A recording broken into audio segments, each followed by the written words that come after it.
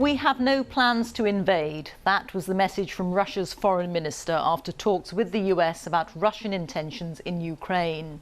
His American counterpart said their discussions in Geneva had been frank and substantive, but also warned of massive consequences if Moscow were to attack Ukraine.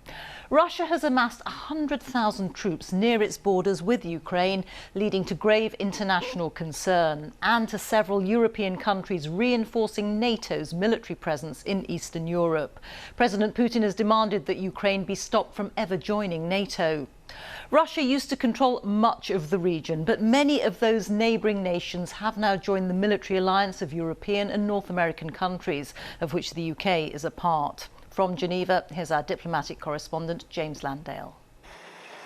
More Russian forces on the move. Surface-to-air missiles in the country's far east, due to join what Moscow says are military exercises near Ukraine. Part of the growing build-up of troops and equipment revealed by images of strategic locations close to the border. What Western powers fear may be preparation for war. But for now, the diplomacy continues too. America's and Russia's top diplomats met in Geneva and at first couldn't even agree how to greet one another, with one question on everyone's lips. Is an invasion likely, as President Biden suggested?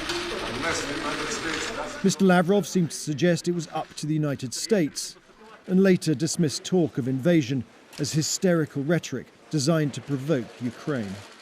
What does Russia want most?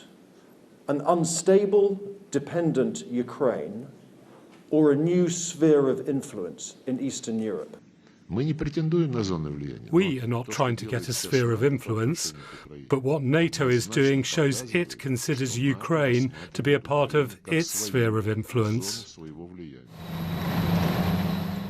To the west, Ukraine is an independent, sovereign nation. That means it has a right to self-determination, free from Russian control.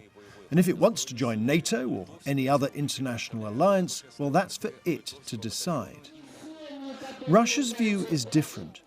It sees the former Soviet country as historically within its sphere of influence, and also strategically important. Crimea was annexed in part to protect Russia's access to the Black Sea. And as for NATO membership, that would be seen as a threat to Russia's core security. That's why President Putin wants NATO to rule out Ukraine ever becoming a member and withdraw its forces from Eastern Europe.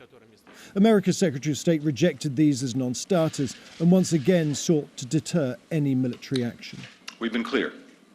If any Russian military forces move across Ukraine's border, that's a renewed invasion. It will be met with swift, severe, and a united response from the United States and our partners and allies. There was no breakthrough at the talks here today, no deal to reduce the threat of war. But there was agreement for diplomacy to continue. The US will put forward ideas for more security cooperation next week. Both sides will meet again after that. These are turbulent times, but for now, Russia appears willing to continue talking, and Western diplomats hope that might mean not fighting. James Landale, BBC News, Geneva.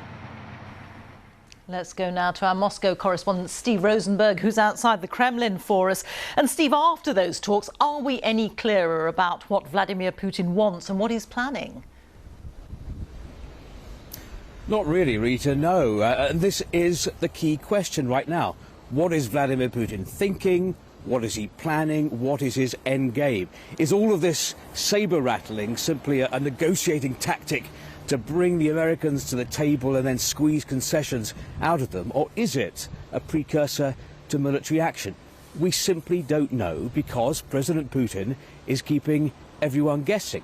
Now, some people here believe that Mr. Putin sees himself as a leader on a mission to bring Ukraine back into Russia's orbit, to re-establish, recreate a sphere of influence for Moscow in this part of the world, to push the West back and basically to rewrite the results of the Cold War. And if that is the case, well, that begs the question, the West's threat of colossal sanctions against Russia, will that make Mr. Putin pause for thought?